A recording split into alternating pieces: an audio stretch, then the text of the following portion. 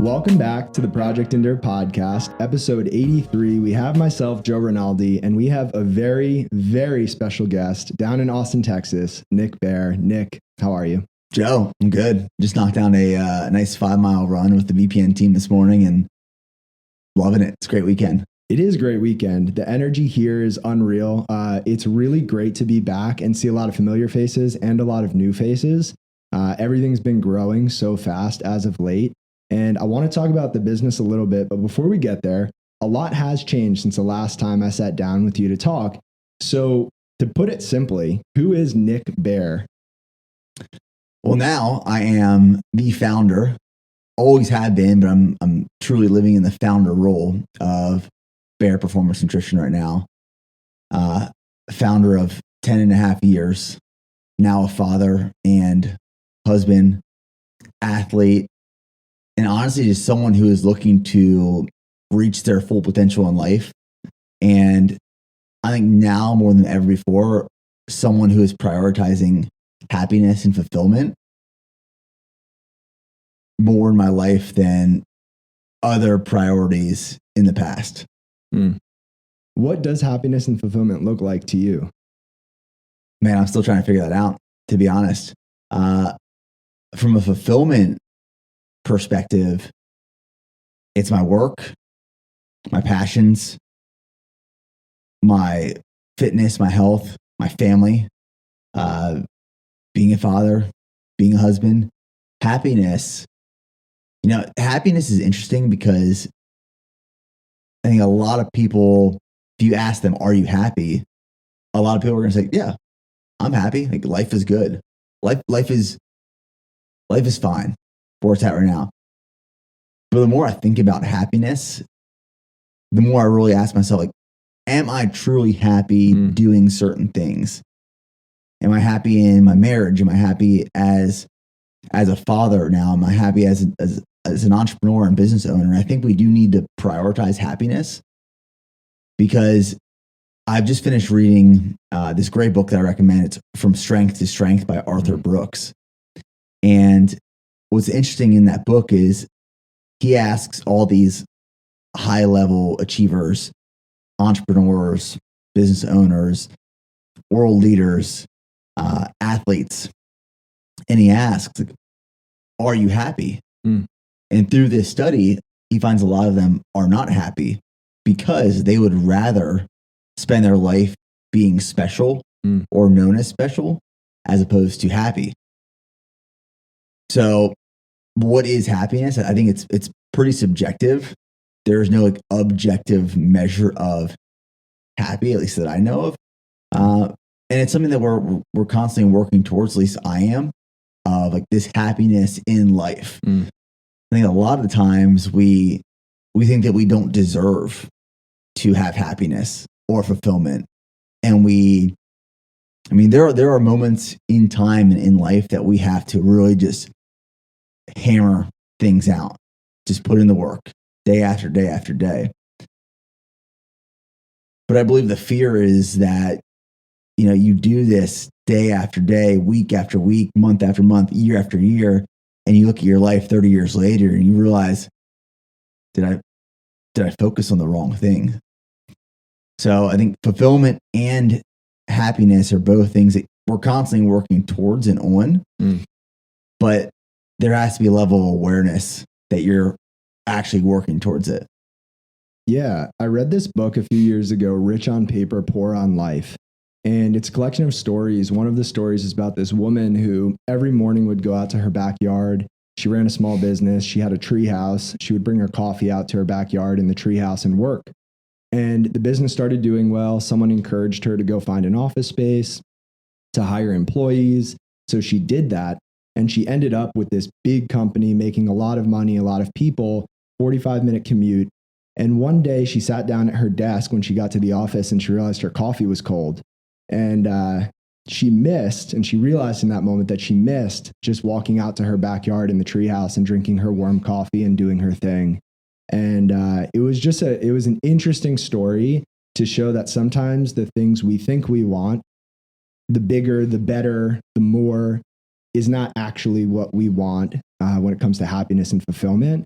And it's interesting because you built this thing that is getting really, really big. Like, I mean, when you started this 10 years ago, it was pretty much just you and Preston shipping a few boxes, maybe a week or a month out of your home. And now you've got all these employees, this facility. It's really amazing. Do you see yourself doing what you're doing now on the trajectory you're going with the business for a long time to come? Or is there a pivot down the road? I see myself doing this, being BPN, for my entire life. At what capacity? I don't really know. I mean, in the last couple months, I've had some massive life transitions. One of those, my daughter was born. She just turned 7 months old. And I stepped down from the CEO of BPN, and Kat Thomas is now our CEO. I always will be a part and will help grow BPN. Like, BPN is my life. Spent the last decade building this thing because I truly believe in everything that it is and stands for. But at what capacity? It's hard to say. You know, I have a vision of where I want to be in 5, 10, 15, 20 years, but I don't necessarily have a game plan of what exactly that looks like, because things change on a daily, annual basis, right? So I don't know exactly what the future looks like, but I know at some capacity I will always be involved in this brand, because, you know, I talked about yesterday with the BPN ambassadors. When I first got started, one of my biggest mistakes was I didn't understand or appreciate potential. I didn't know what full potential looked like. So in the beginning, in 2012, I limited and I capped that potential of what I thought I could achieve. And you get to a point where you realize, well, your potential is wherever you set it. The sky is the limit, truly. Once you get a few wins and you build some confidence, I mean, you can take it wherever you want. And I can confidently say that BPN is just scratching the surface. I mean, if we're being like extremely honest and realistic, only in the last 2 years, maybe even 18 months, have we really built out an actual C-suite of executives on the team. And bringing on experience and talent and leadership, and, you know, really building robust systems and operations in a business. When you dial it in and you refine, you realize, oh, we have a long runway still. And that's what we've been realizing this last 6 to 12 months is there's a lot of runway still. We're just getting started. So it's just putting the right people in place and having the humility to realize you might not be that person who's going to take it from step 2 to step 3 and step 3 to step 4. Someone might be able to do that better. Bring them on. Like, yeah, I have no ego against that. Yeah. It was on the School of Greatness podcast. I was listening on my flight in. You said the phrase delegate and elevate.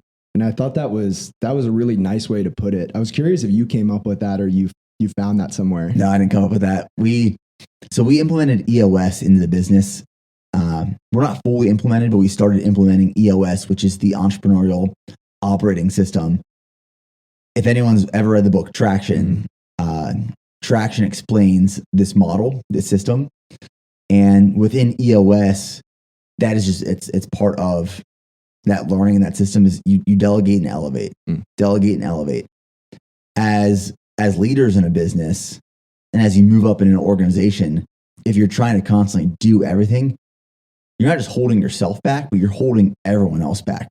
So, you know, there were multiple times when I was CEO in the business where I was trying to do too much. And when I was in the weeds, working in the business, I then wasn't able to provide vision and direction and clarity to everyone else. So I was holding everyone else back. And when you can delegate responsibilities, you then elevate them to perform at a higher level. And while everyone else is elevating, the business, the organization, revenue, systems elevates as well.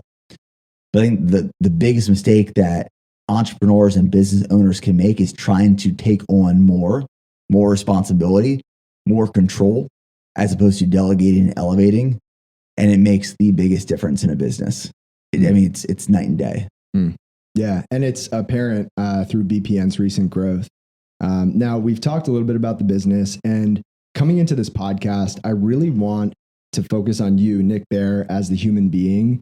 There's a lot to unpack there. Yeah, man. And I'm excited for it. But to start, I figured we'd start with some rapid fire questions. Yeah. So I have a few here. Maybe some biggest pet peeves you have, just in general. I'd like to say I don't have a lot of pet peeves, but I probably actually do. I think my biggest pet peeve is attention to detail.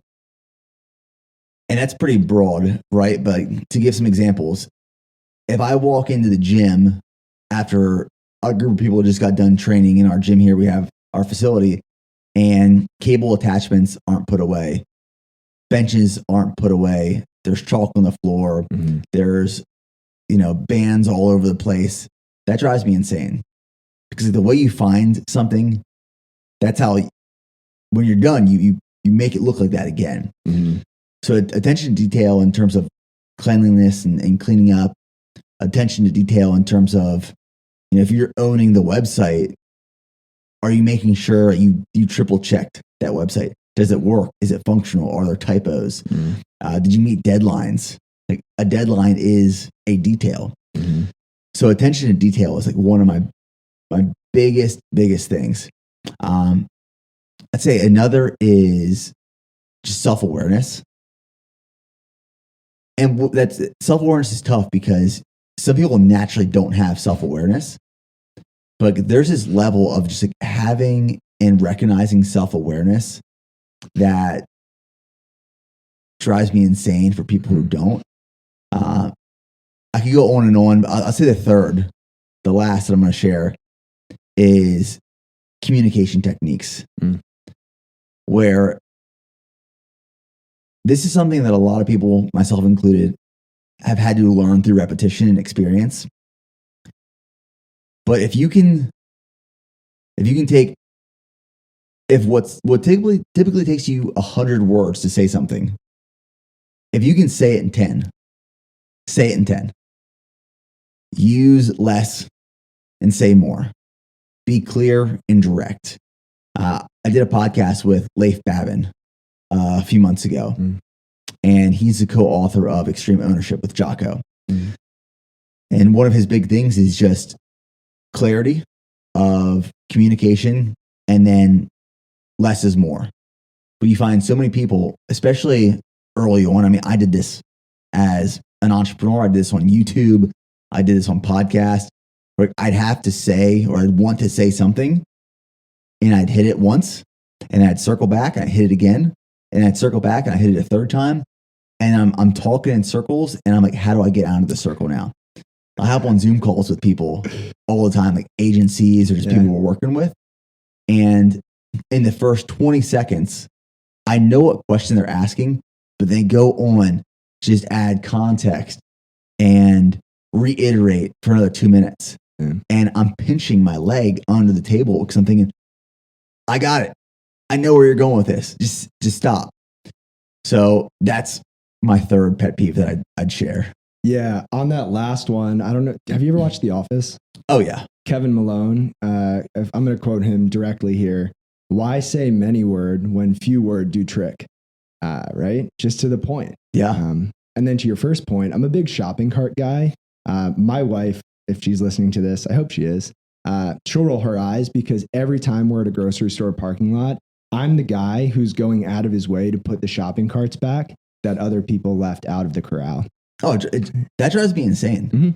I mean, that's just pure laziness, right? And when I see that happen, it's really easy to lose faith in humanity by seeing these small things not done correctly.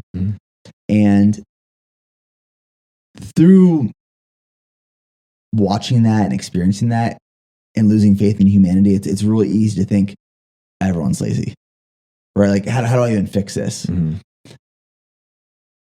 But I think it's podcasts like this, it's exposing, it's talking about, it's building these habits like, I mean, habits are everything. It's building these habits, just like do the hard right over the easy wrong. Mm-hmm.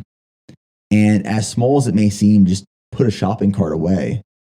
Or maybe it's a self-awareness thing. Mm-hmm. Like someone doesn't put their shopping cart away.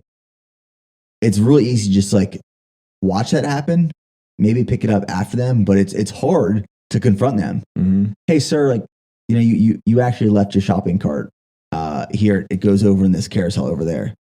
I mean, that's uncomfortable, mm-hmm. but it could address self-awareness. Mm-hmm. It could address accountability. Mm-hmm. That's the hard right over the easy wrong. Mm-hmm. And even putting the shopping cart back after the fact, if somebody else sees that, you never know the ripple effect that can create for other people. Yeah, I agree. So next question, more on the lighthearted side. I asked this to Preston yesterday, so I'm curious what you'll say. Wrestling match. You, Preston, open space. Who wins? Preston. Okay. Easily. I mean, my brother, he's like the athlete. It's funny because I'm 3 years older, and I obviously started playing sports before him. Mm. I was an okay athlete in high school. I wasn't a stud. I knew I wasn't going to go play college. Definitely wasn't playing the pros. And Preston then started playing sports, 3 years after I started playing sports, pretty much. Mm. Stud. Like in our hometown, he was known as the football player, the baseball player, the athlete. It was well known. I mean, there was a cheeseburger at a restaurant in our hometown named after Preston because of how good he was at football. And like we've gotten in wrestling matches before, and he takes me to the ground every time. I mean, literally, it was a few weeks ago. It was in front of the entire BPN staff. I was messing around. Just like came up behind him and I put him in a chokehold, and I was just messing around. And you know how it is, like when you start messing with someone takes like an elbow to the nose, and then it goes from joking to serious. That's how it was. Preston took me to the ground. He is strong. It checks out. That was his answer as well. In the most humble way possible, that was his answer. Yeah. So that checks out. All right. So next question. Some of your products, or all of your products, I should say, have labels with instructions and maybe some warnings. If Nick Bare came with a warning label, what would the warning label say? It would say, if you give this man a plan and direction, he will follow and execute accordingly. Be careful with the plan and action. And it honestly makes me think of that one episode in The Office where Michael and Dwight are driving and the GPS says like go into the lake, and he follows the directions and he goes into the lake. I remember when I was in marathon prep this past year, Jeff he had a typo on my workout for the day, and it was the pace was like ridiculously fast for the 800s that were programmed. And I saw it and I was like, man, like this is a lot faster than normal. So I went all out in this workout. I hit those splits. And afterwards, Jeff was like, dude, you ran too fast. Like, no, like you put this in the plan. So yeah, if I have a plan and there's an action based off this plan to reach a certain goal, I'm going to do it. And I'm going to do it with all my effort to make sure that I achieve said goal. For anybody ever putting a plan in front of Nick Bare's face, you've been warned. I will not question the plan. I will do. Next question. So I have taken cold showers for the past 6 years and recently was introduced to this concept of the flinch. So when you step into a cold shower, for anybody who's ever done that or a cold plunge, there's this moment of a flinch, your reaction, and you want to get out, right? It's fight or flight. There's that flinch. In your life, where are the flinches, or where is that flinch? What are those things where you step into, you think about, you start to do, and there's that reaction of, I don't want to do this, but you push through anyway? It's a good question. And while you're thinking, I would just like to add that I think the reason I'm interested to hear your answer is because from the outside looking in, for me, and I think a lot of others, it almost seems like you don't have many flinches or any even. Yeah, I mean, I would actually argue that I don't have any flinches. And that, again, I think is a muscle that has been trained over time. Mm. And if I decide I'm going to do something, I just go do it. Okay? I don't question it. Like in the morning when I wake up for my run, my alarm goes off at 5 a.m. every morning. And now that we have a child, it's not just Monday through Friday, it's Monday through Sunday. It's every single day. Alarm goes off at 5 a.m. I know that my routine is that I go into the kitchen, I make my coffee, and then I go run or I go train.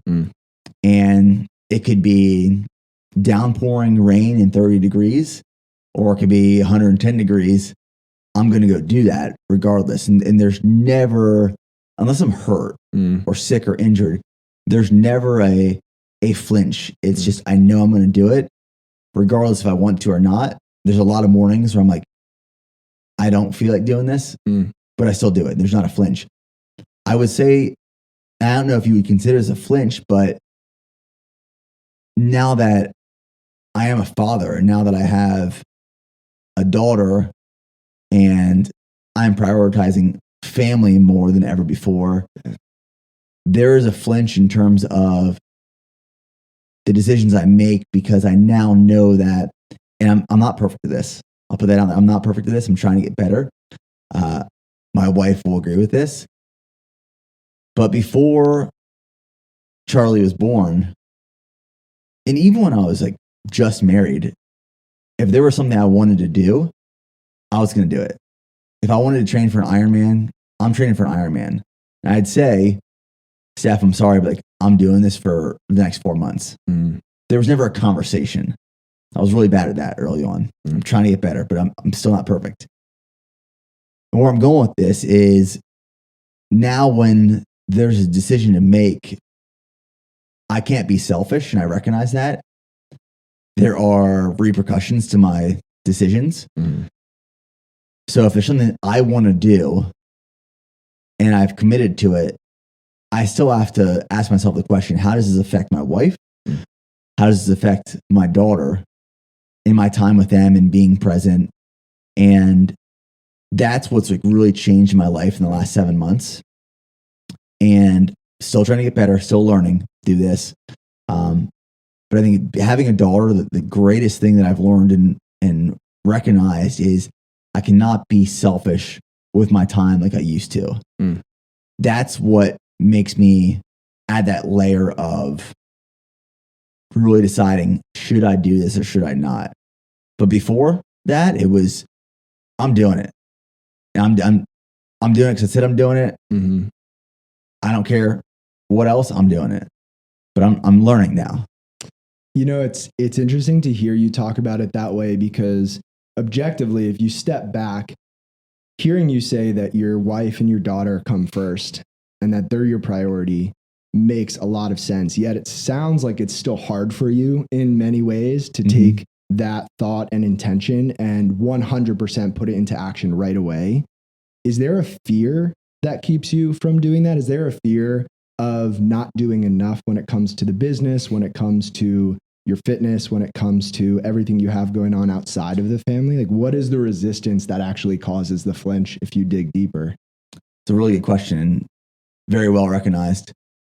You know, when you spend a decade building something a certain way and it gets to a certain point and you've poured your heart and soul, blood, sweat, and tears into this thing to get to a certain point, there is a fear that if doing something differently or something else, that it's going to change the trajectory of what you spent the last, not just spent, invested the last decade doing. I think that's where the fear comes from a little bit, and it's just getting used to that.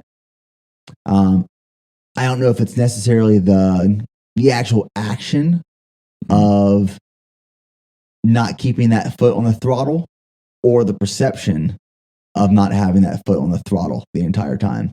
And that's what's uncomfortable for me right now in my life, is letting off of that throttle a little bit and letting someone or a group of people come in and push that throttle to the ground next to me.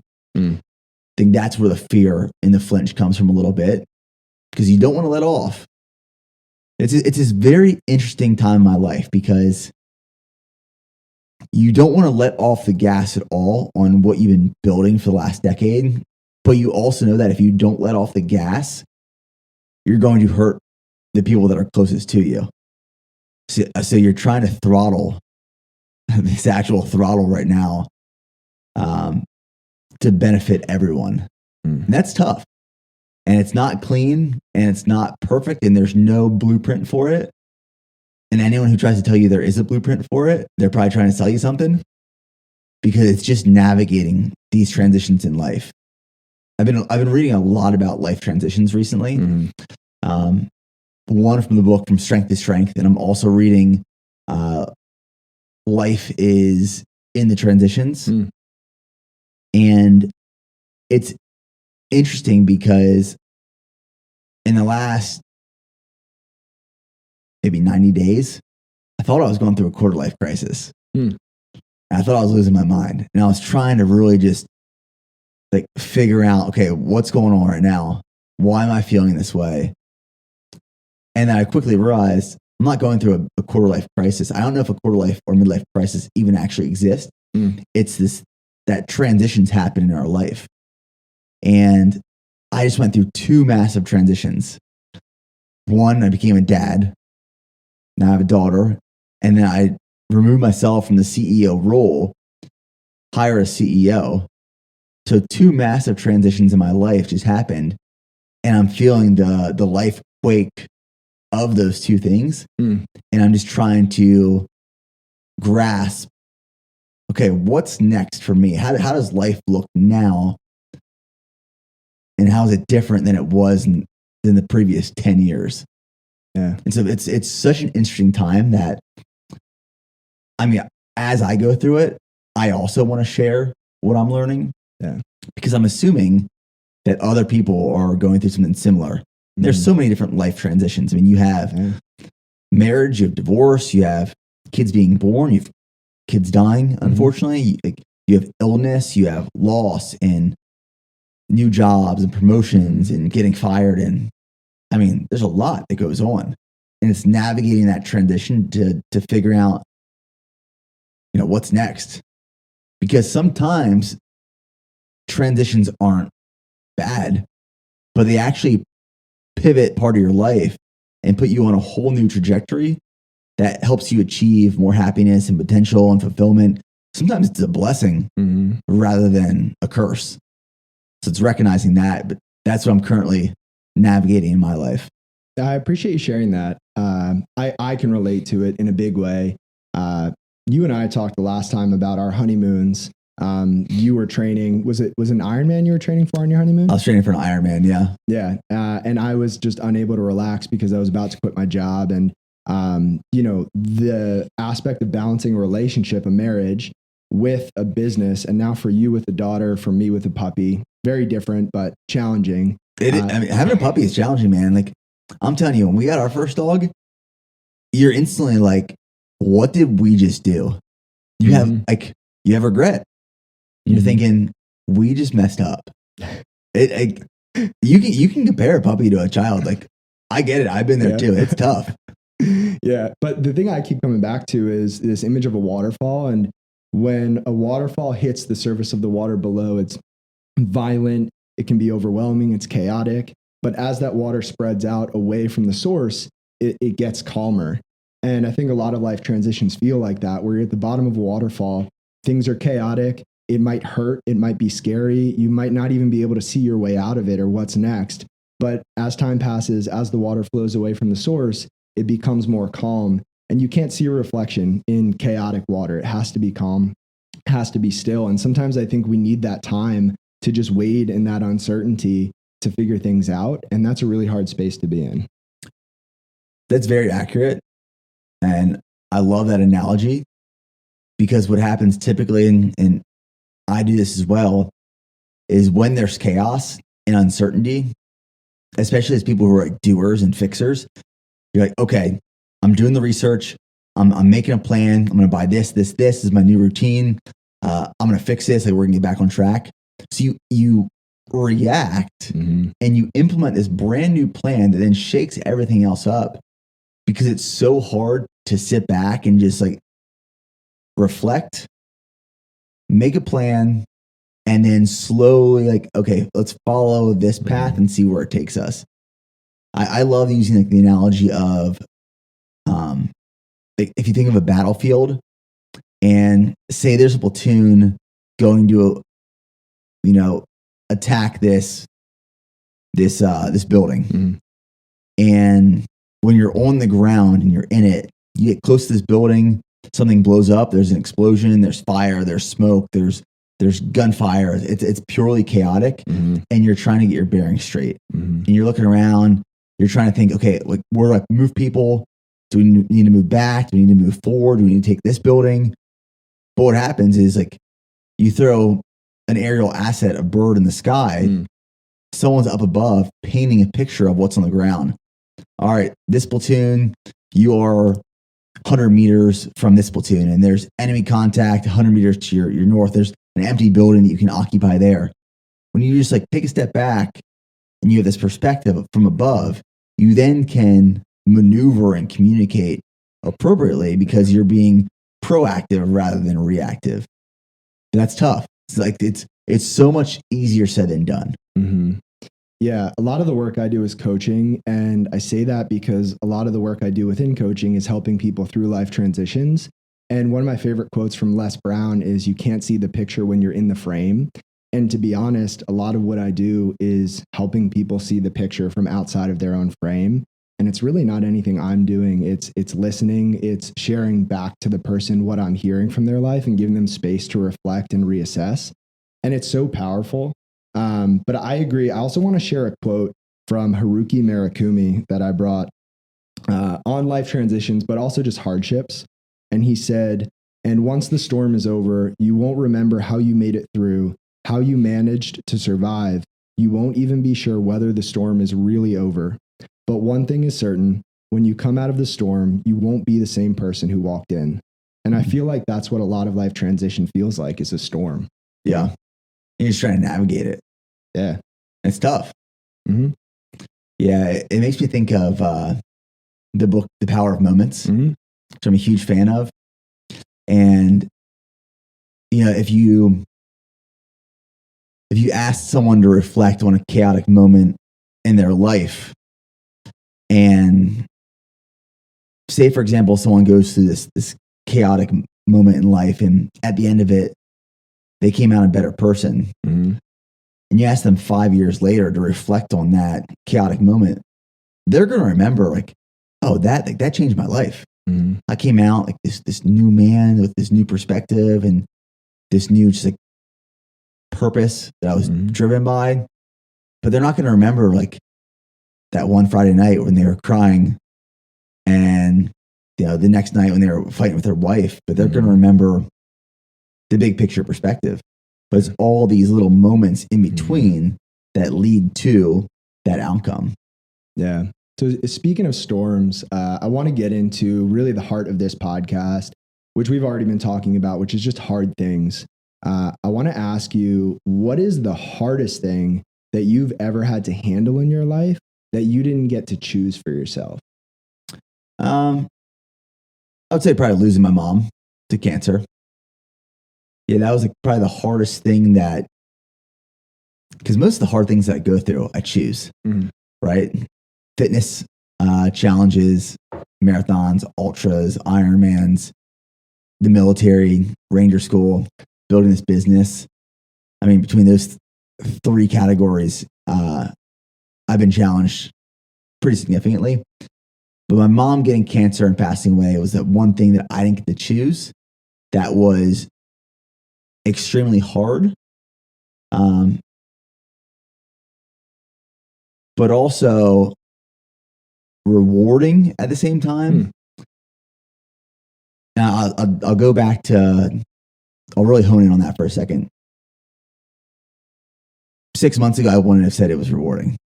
While reading the book From Strength to Strength, one of the things that they say in that is like, you have to be grateful for all the things that happen in your life because we don't get to choose them. The good, the bad, the ugly, because we learn from all of these things. And we should be grateful for what we've got to experience for even as little of time that we got to experience it. I got to experience my mom for, the 29, 30 years that I was alive while she was alive. Passed away around 57. So I'm grateful for like the time I got to spend with her and what she taught me. Even when she passed away, like, I learned so much from those past couple months before she passed away. So I learned so much from that. I take so much away from that. But that was the hardest thing I personally went through that just happened. And we didn't expect or anticipate or want or even welcome. Yeah, I was talking to Preston about this yesterday. That was his answer as well. And I'm curious for you if there was a moment, because it sounds like your mom was one of the strongest, if not the strongest, most optimistic, amazing human beings that has ever walked this earth. Yeah. Especially in your own life. Was there a moment where you saw her lose hope that she was going to make it through what she was going through? Oh, yeah. She thought that we all thought that when we found out she got cancer, none of us were even worried. Because we're like, oh, do the chemo, get the surgery, move down to Texas. Because the plan was she was going to retire from teaching that year. Move her and my dad were going to move to Texas. And we were going to live this amazing life in Texas, all as one family finally again. So when she got cancer, it was January of 2019. And the plan was, I remember the phone call. And I was like, oh, that kind of like stung a little bit. But yeah, Mom just like, we'll do the treatment, get the surgery, you'll be good. So she went on chemo, she got a surgery, things weren't getting better, they were getting worse. Even when my dad called me and said, hey, like the doctors gave your mom 7 days to live, you need to come back to Pennsylvania like right now. So me and Preston, we hopped on a plane. She was in the ICU at the time. She still had hope. Like she was on a breathing tube, but then they took the breathing tube out, and she thought for sure, like, she's making it through this. And I saw the hope in her. So I thought, well, doctors say you have 7 days, but I see the look in your eyes, and I know there's miracles that can happen. So I was thinking, you're going to fight through this 100%. And it was literally the moment that the team of doctors came into that room after she got the breathing tube pulled out. And they said, Linda, we're going to stop feeding you. Because they had her on a feeding tube. We're going to stop feeding you because all the food that we're giving you, the cancer is just using it to grow. It's just like the cancer is feeding off of this. And it's because they did surgery. They removed 95% of it, and it all grew back in a matter of weeks. And I remember like the look in her eyes was like, if you stop feeding me, how am I supposed to live? And they were like, well, you're not. We're going to send you home on hospice for the last couple of days. And that was the moment I saw the hope of my mom just like go away. For someone to tell you, hey, we're going to stop giving you food until you die because you're going to die soon. That was the moment where hope was just smashed and gone. And that was really tough to watch, because from there, she was looking at the doctors, and as soon as the doctors said that to her, she then looked at me like, Nick, what do we do? Because I was the food guy, I was the nutrition guy. I remember when I was home a few months earlier, I was making her like superfood smoothies, like, hey, we're getting nutrition and calories in you. And so she looked at me like, okay, Nick, what's the plan? And I was like, I don't know, Mom. I don't know.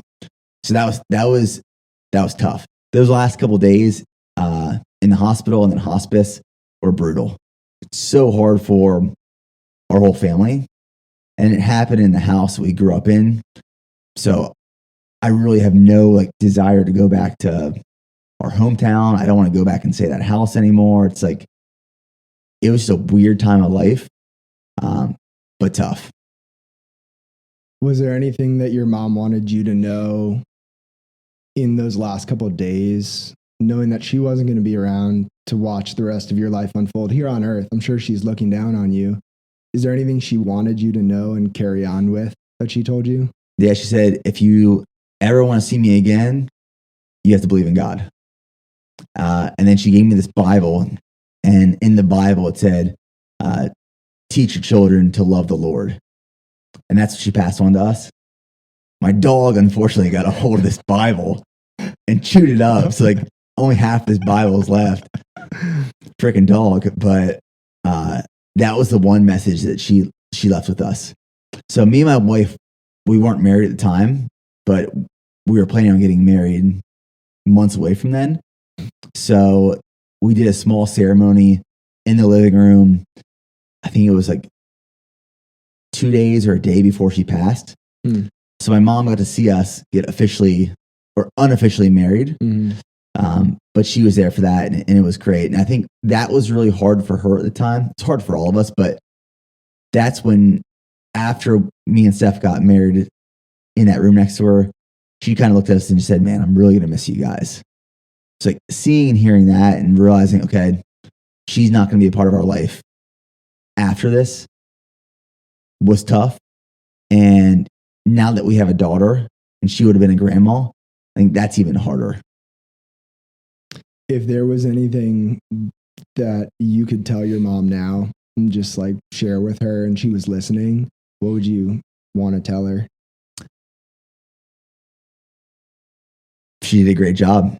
She did a great job as a mom. She's extremely missed. I mean, when I go on my runs in the morning, thinking about my mom a lot, there's moments where like I'm running.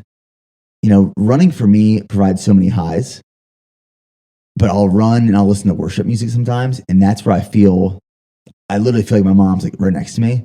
I'll get choked up on runs. Like I'll start bawling, crying on runs because I'm on this running high. I have this worship music. I feel like my mom's right there with me. And part of me gets angry because I'm like, you know, this isn't fair that she was taken. Mm. But then I think about how great of a mom she was and the impact she left on my life and so many other people's lives. But she was a great mom. And I just feel bad that she's missing out on this chapter of life. Because this chapter of life is great. And she's just not here to experience it. Yeah. I mean, it sounds like, well, one, I appreciate you sharing that. I can't imagine it's easy to think about or talk about. Two, it sounds like you do have a faith that was influenced by your mom. And I'm curious for you how you reconcile that anger of not having her here with the concept of a God who's good and who she's with now. Yeah, I mean, I can't be mad at God, right? Like, life is life, and bad things happen, and sometimes bad things happen to teach us what's truly valuable in life. And I know it's probably easy for a lot of people to blame God for bad things that happen to them,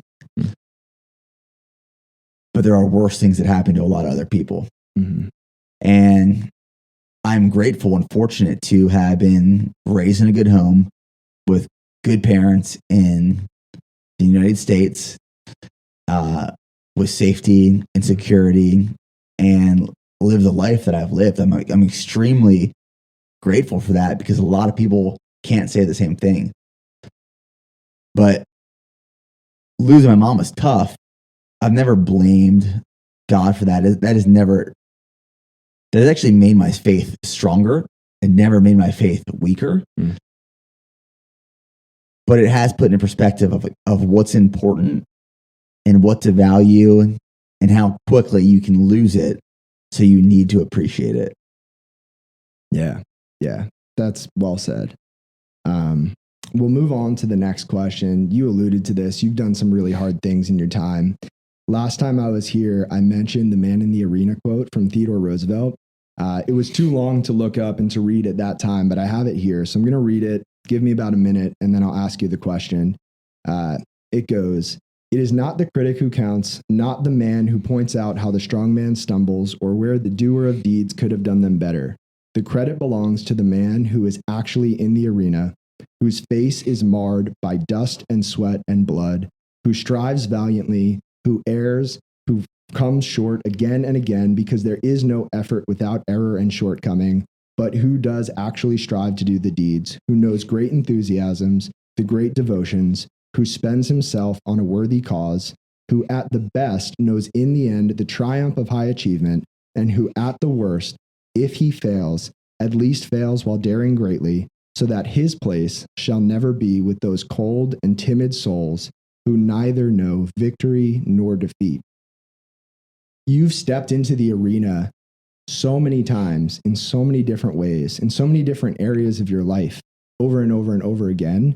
What is the hardest thing, if you had to pick just one, that you've ever done on purpose? That one arena that you've stepped into on purpose, and why have you done it? I'd say probably there's two things. The first, no, there's probably multiple things. You can pick multiple. Right away, what comes to my mind is Ranger School. Mm. And I was thinking about this the other night because, if you were to tell me right now, like, hey, you need to go away to this school, it's a 61-day course if you pass every phase right away. But if you don't pass every phase right away, you could be there for 4.5 months. And now that I have a family and a business, like thinking of leaving for 4.5 months with no communication other than snail mail, that's like pretty significant, right? Ranger School broke me off pretty hard. I had this expectation of being done in 61 days. I was there for 4.5 months. I started in February. I ended in July. I laughed. I cried. I smiled. I frowned. Like, I had okay days. I had good days. I had horrible days there. That truly tested me and taught me a lot about myself. It taught me how to starve. Taught me how to survive. It taught me how to operate on zero sleep. I think it ultimately set me up to be a business owner and be an entrepreneur. There's been these moments in my life, and I now am able to reflect on it during this bodybuilding prep that I'm in right now. Someone asked me this past week, how's this bodybuilding prep going? My answer was, it's pretty easy. And I remember I did my first bodybuilding prep when I was in college before Ranger School, and it was brutal. It was challenging. I was so hungry all the time. I was tired. I was fatigued. I was irritable. And what's different now as opposed to then is, that was 2012. Now it's 2023. There's been about 10, 11 years in between. I've done a lot of suffering in those 10 to 11 years. And I've embraced suffering through Ranger School, through losing my mom, through Ironman preps, ultra preps, running 100 miles in the Rocky Mountains of Leadville, Colorado, dieting, being a new father, being a husband, building a business, getting my ass kicked. Like, I've suffered a lot. So this bodybuilding prep now, after suffering for 10 and 11 years, it's like, what's a little less food and a little bit more tired and hungry, I ain't too worried about it. So all these hard things that I've done have taught me how to embrace suffering. And it just becomes another thing, another day. You almost become desensitized to the hard things and the suffering. And I think that's why people get addicted to doing bigger and harder and more challenging, is because you want to be pushed. And you don't necessarily want to be pushed because you're thinking, well, in 10 years, I want to be harder and I want to be desensitized. But there's this dopamine rush when you suffer and you're challenged and there's hurt. And kind of just like the byproduct of that is you become efficient at the suffering over a longer period of time. And I think at this point in my life, I've just become pretty efficient at suffering and embracing discomfort. Yeah, that couldn't resonate more. So our motto at Project Endure is do hard things for that reason. And I'm a firm believer, just like in fitness, you can't get stronger if you don't struggle. You can't be resilient if you don't push into resistance. Adversity presents opportunities. And as Tony Reyes said on the podcast, comfort is a slow death. And I really think that's true. I think the people who search for comfort in life and seek reassurance from life instead of taking ownership, doing hard things, and choosing growth, I think the people who choose comfort are the ones who miss out on what life has to offer. Because I really think that's where the depth and the richness is of life, is in those hard moments, even though we might not be able to fully appreciate them in the moment. Well, what's interesting about the man in the arena is that the man in the arena is the one that's choosing to do the hard things because he or she recognizes what suffering and hard does to you over a period of time. Mm-hmm. The people who are in the stands around the arena are the ones that are sitting on the chairs, eating their popcorn, drinking their Coke in comfort, pointing fingers at the man in the arena saying, you can't, you won't, you shouldn't. Mm-hmm. And the man in the arena over a long period of time will feel that criticism, and it hurts and it stings and it feels like everyone's against you. But as you stay in that arena, the longer you stay in there, the stronger you get. There's a moment in time when you realize, you turn around and you point to the people in the stand and say, you're fucking soft. And the reason you're in the stands is because you're searching for comfort. Mm-hmm. And there's a reason you're in the stands and you're not in the arena. And you're going to stay in the stands and you're never going to walk in the arena because you don't want to hurt, you don't want to suffer, you don't want to grow. Mm. So part of being in the arena is, yes, pushing yourself and doing hard things, but it's also feeling the criticism of the comfort who's pointing fingers at you, saying you won't, you shouldn't, don't. Mm. How do you balance the desire to prove others wrong with the desire to prove yourself right? As that's the big campaign this year for BPN, is prove yourself right. Because I know in the past you came from a place of having people openly not believe in what you were doing and almost mock it, to this place now where you seem very confident, extremely confident in where you're going, why you're doing it, so on and so forth. How do you balance those two things? Because I would imagine both are always present in your life to a certain extent.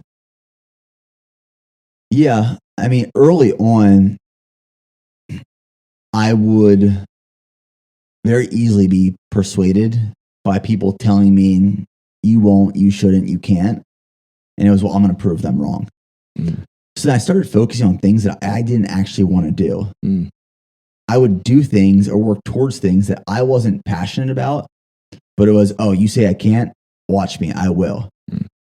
And here I am wasting days and weeks and months and years of my life putting forth an effort for something I'm not passionate about, but just to show others that I can. And that's a waste of time. Mm. And it's pretty depressing. It's pretty sad. And what I quickly realized was, in parts of my life that I was passionate about and I actually enjoyed and wanted to do, when I put effort into that and like pure, joyful, engaged passion into that, the result was always 10x as opposed to when I was doing things for other people. And it just became a habit or natural decision just to start choosing things that made me happy, because I wanted to see where I could take my full potential as opposed to other people judging what I couldn't or wouldn't do. And I realized at a certain point, why do things for others? Like, why do things for others in terms of proving them wrong? Why not do things just to prove yourself right? That's like, I'm not trying to outwork anyone. I'm trying to outwork myself. I'm trying to build this life for my family, for my daughter, for me, that we enjoy. I'm trying to build a life for people that work for me and with me, for a life that they enjoy. Like, I want all of us to elevate together. But for the people who don't believe in me or us or BPN or what we're doing, if you don't believe in what we're doing, or you don't want to support, or you want to hate and criticize, that's okay. You're entitled to that opinion, but I'm not going to help you elevate your life through this process. But if you want to hop on board with us, I welcome you. Open arms, come join us. Let's do this together, and let's move mountains. Because if we prove ourselves right as opposed to proving others wrong, there is so much more power with it. I think what you just said is so important and so rare, because so many people are caught up in what they think they should be doing that they miss out on what they could be doing. And you alluded to this, but our full potential is only accessible when we're fully authentic. That's it. There's one Nick Bear, and the world will never know what Nick Bear can do, Nick Bear's full potential, if Nick Bear doesn't choose for himself how he's going to move forward with intention. Same with Joe Rinaldi, same with everybody listening to this podcast. But it's really hard to make those choices from the inside out and not the outside in. Well, that's what's dangerous about social media in itself, is you get this glimpse into people's lives, and you decide that you want to model everything you do based off this perception of what you see. You start dressing that way. You start training this way. You start talking this way. You start building a business a certain way to model off of something that you think will provide you happiness. But if you show up as your true, authentic self and really invest in like what you're passionate about and who you want to be and where you want to be, that is fulfillment. That is fulfillment. But people are chasing the wrong things. I've been there. I've chased the wrong things before, and it's led me to dead ends every single time. I mean, I've grown up a lot over the last 10 years. And what's crazy is I've documented the last 10 years of my life. So if you go back and watch all of that, you probably see these moments where I was confused about where I was supposed to go or who I was supposed to be or what I was trying to do. But when I've really honed in on my authentic, genuine self, it has led me to a path of success and fulfillment and joy and just all things good. But it's so hard for so many people because you're comparing yourself and your life to others all the time on these social media platforms, which is dangerous. I'm glad you brought that up, because I had a question I've been curious about for a while. I wasn't sure if I was going to ask this or not, but it feels right. You've inspired me in many ways. I think that goes to say for thousands, if not tens of thousands or hundreds of thousands of people who follow your journey. And you look on social media and you see people, right? So many Go on More tattoos, which is amazing and must fire you up on so many levels. People training as hybrid athletes, people starting businesses, people dressing like you, people posting like you, people trying to talk like you. Do you ever look at that and wish that people would be inspired, but also maybe be more of themselves and less of you? 100%. 100%. I love seeing all the Go One More tattoos. I love seeing that. I love seeing Go One More gear and it changing people's lives, and this company and this mindset and this mission making an impact that it has. I love seeing that. I want to see more of that. I want to see 100x of that. But what I would love to see less of is, when I make a post or I say something, there's a lot behind that. I could say 100 words, but there were 100,000 thoughts before those 100 words were said. And there's things that I've experienced in my life, or things that I've thought about I want to run, things that I've struggled with that have led to this thing that I might say. It's not everything that I say, obviously, but there's these quotes that come out sometimes that are really powerful to me. And then people will try to just like reuse these things and turn it into something without the context or the understanding of the weight that these words were intended to hold and mean. So what I would love to see happen in the future is it goes back to people being genuine and authentic. When you say things, like really think about the meaning of those words, because words are powerful and they hold weight and they hold meaning. And what I love about like the thought of someone's life is that no one's life is the same. We go through different experiences and traumas and hardships and successes, and we are raised different ways, and our minds think different ways. We have different perspectives, which is great and amazing, and we have different opinions. Mm. But when we say something, those words, as much goes on in your head, when it comes out verbally out of your mouth, those words carry so much weight. Mm-hmm. So be intentional with those words that you say, because people will take that and they'll run with it. Mm-hmm. And that's why I am very careful with what I say now, because I know people will take those words and run with it. And I want them to run with it in the best way possible. Mm-hmm.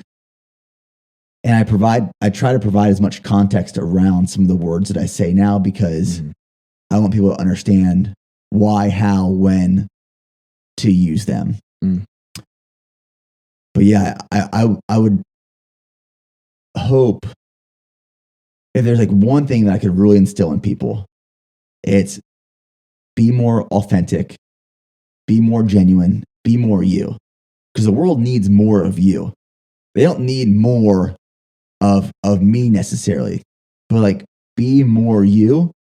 You'll be happier, you'll be more fulfilled, and people will really believe and see who you are. Yeah, that's my biggest thing.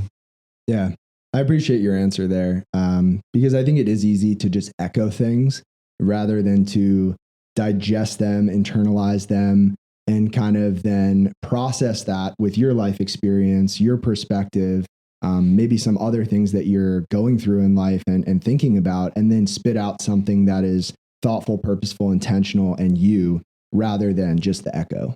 Yeah. I mean, the echo is everywhere. It's like the classic headline. You know, you see a news outlet publish a headline, and then all these other sources will publish that same headline. We work with a PR agency, for example.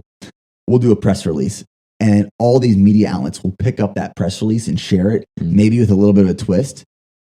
And the question is, well, did you understand the press release? Do you have questions about the press release? You shared it, you put it out there, but like, do you need more info to truly understand what you're publishing? Because we're so quick to publish without understanding what we're actually publishing, which is scary. It is scary. Not to change topics too dramatically, but I want to be respectful of your time. And I want to get to this next question. You're someone who has, I think, a big impact in the world of endurance sport. And that's something that you've transitioned into yourself, because that wasn't always who you were and what you did. When you hear the word endurance, what does that mean to you? Endurance for me is, you can apply it to running or triathlon, but it means the same thing to life.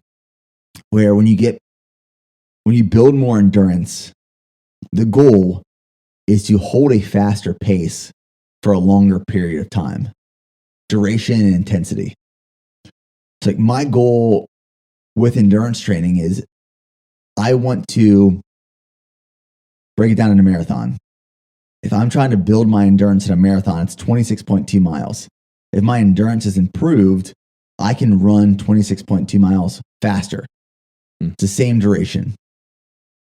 Or we could say, well, let's hold that same pace, but longer, larger distance. If you apply that to life, like what is endurance in life? It's, I want to become more efficient at operating at a higher level, at a faster pace, comfortably still. You're not out of control. You're still comfortable for a longer period of time. That's what suffering will do. That's what pushing yourself will do.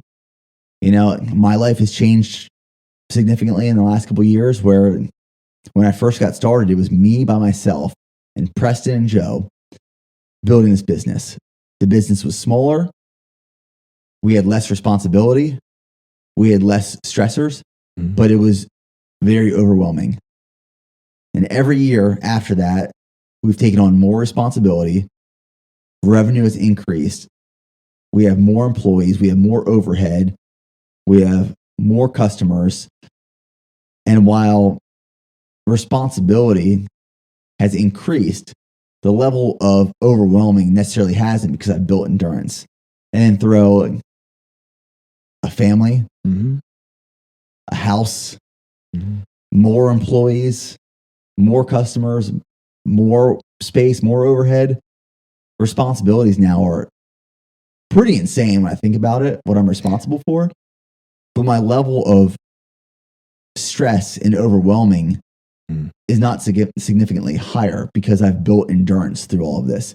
Now, you throw a fresh entrepreneur right out of college or just getting started into where I'm at right now, and they will crumble. But it's taken me 10 and a half years to be able to handle this level of responsibility and pain and suffering because I've built endurance through the process.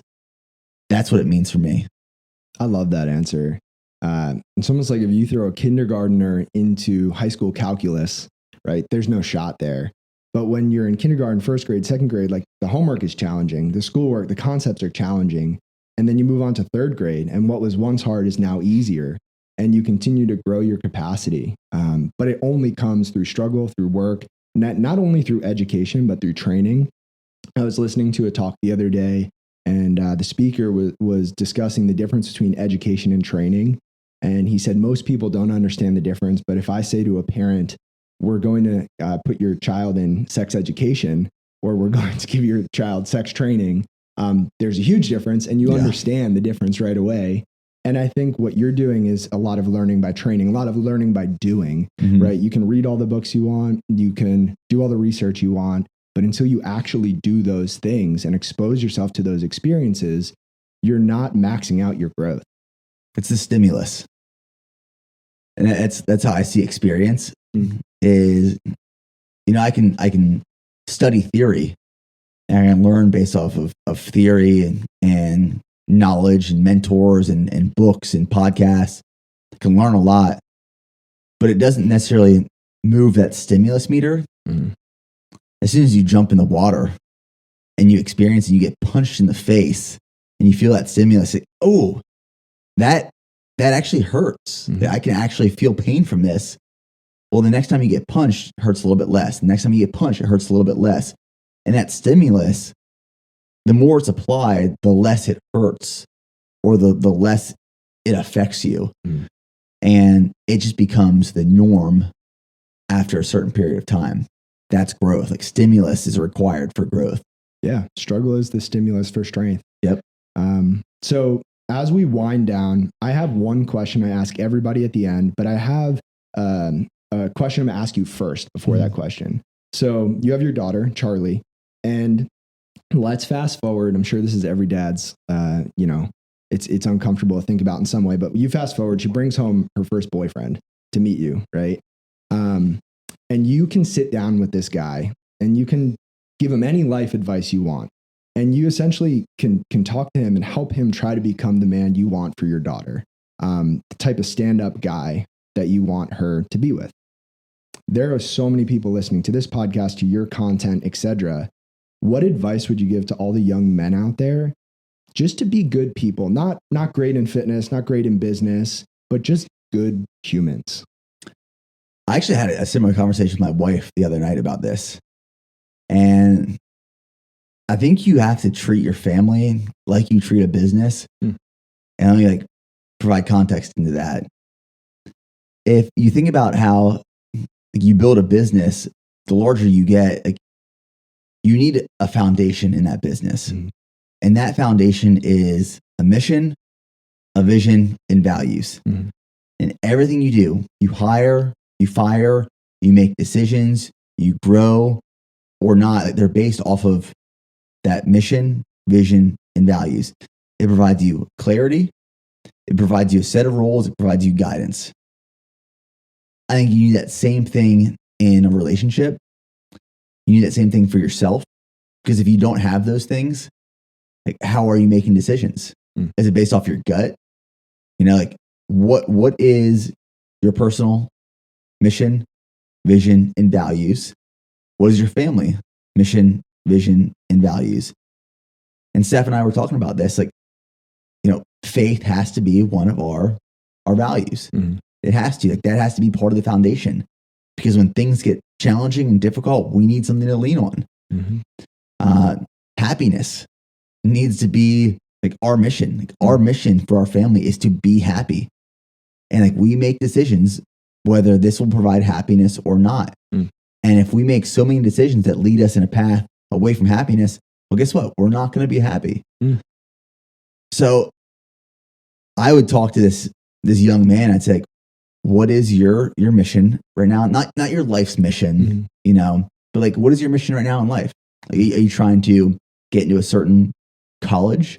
Are you trying to start a certain business? Is it a certain career that you want to work towards? Short-term mission. What is your vision where you want to be years down the road? And what are your values? Like, what do you value in life? Do you value family? Do you value faith? Do you value friendships and relationships? Do you value happiness? What is it that you value? Because if you just value video games and working out and nothing else, I can guarantee you my daughter is not going to be a priority in your life, because you're not going to make her a priority in your life. So those are the things that like I would ask, and those are the things that I would really implement into my life as a young man growing up, because it will guide you in a great direction. Yeah, that's a great answer. It'll be interesting to see if you ever have that conversation someday and how that goes. But I have this image of a sailboat. I've never been on a sailboat. I have no idea how they work, but I would imagine that if you just placed a sailboat in the middle of a body of water, right, the wind is blowing in every other direction. It constantly changes, and you have to be able to know where to set your sails, because depending on the orientation, the direction of your sails is where the boat is going to move when the wind blows. And it sounds like that's what you're talking about, is how do you set your mission, your vision, and your values so that your sails are set, so that no matter what way life blows the winds, you're still on track for where you want to be, and you're intentional and authentic in where you want to go. And I love that. And you're not trying to control everything that happens, but yes, you just set the direction. Yeah. So last question, people listening to this podcast are all over the place in different seasons of life, going through different things. But the one thing that I believe to be true is that everybody's struggling with something. Some of them are big, some of them are small, some of them are new, some of them are old. Everybody's struggling with something. If you could speak right now to everybody listening, you're in their ears and they're going through something, what would you say? I think people will try to escape the struggle.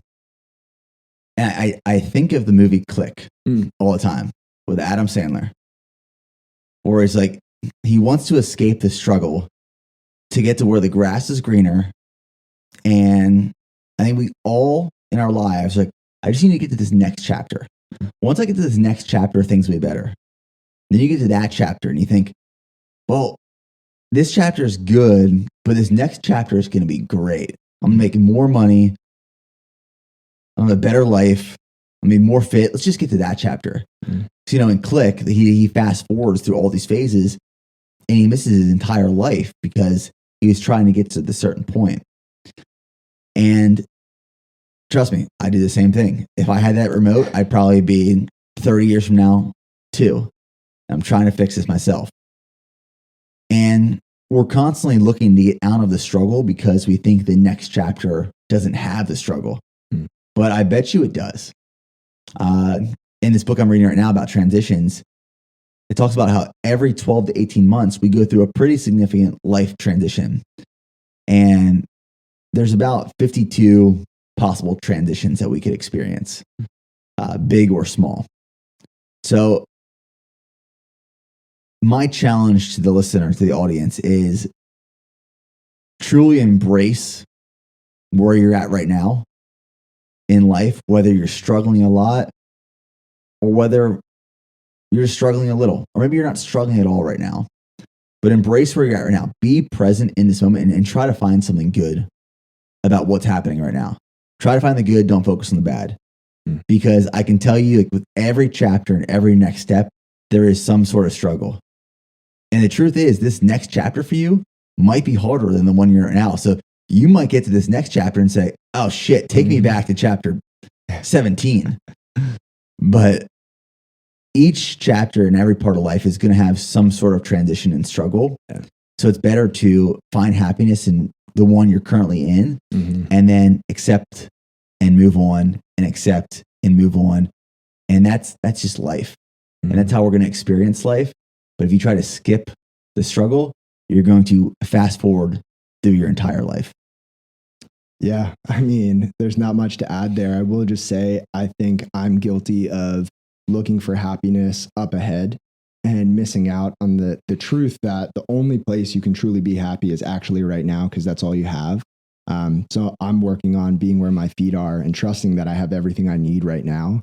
So that was really timely, and I appreciate that. I mean, the things that I'm saying in this podcast as well, I'm talking to myself in this podcast too. Like, you know, I think sometimes people see the things that I post on social media and they think, this guy's got it all figured out. I don't. I'm navigating these parts of life, and the things that I'm talking about, I'm reinforcing into my own mind of, this is what I need to focus on.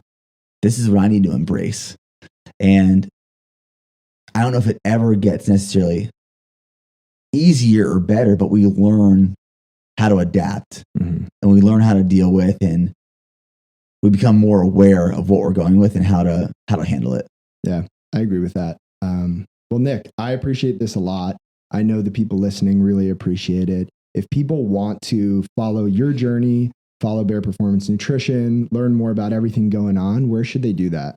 Yeah, so the supplements is bpnsups.com or bareperformancenutrition.com. On Instagram, I'm Nick Bare Fitness, Bare. And then on YouTube, you just type in Nick Bare. I have over 800 videos now documenting the last decade of my life. You get to see the good, bad, the ugly, the wins, the losses, everything. So those are the big platforms right now. Are there any plans for when you hit 1 million YouTube subscribers? Because that's not too far off, right? It's not too far off. We're about 100,000 away on YouTube. There's no plan. We might like cut a cake and then like that's about it. But I mean, my goal when I first started doing YouTube was, I said, if I could ever hit 100,000 subscribers, that's the goal. Like, that's the big ultimate goal. And then you get to that one, and you're like, okay, the next is 2 and then 3. And, you know, we never really have gotten caught up in the numbers, but we get caught up in creating good content, and we focused on creating good content, and the numbers have kind of just come with that. Yeah. Well, I mean, keep doing what you're doing, because it's impacting a lot of people and changing lives. And just thank you again for this podcast, and we'll have to do it again sometime. Thanks, Joe. Appreciate you. Thanks, Nick. If you enjoyed this episode of the Project Indoor podcast, go ahead and subscribe, leave a review on your platform of choice, and share this episode with a friend. It helps us get more conversations like this out to more people like you. We appreciate you, and we'll talk to you next time. And one more thing. If you're looking for a community of people all striving to be better together, check out the Project Indoor Hard Things Club. The link is in the description below. We'd love to have you.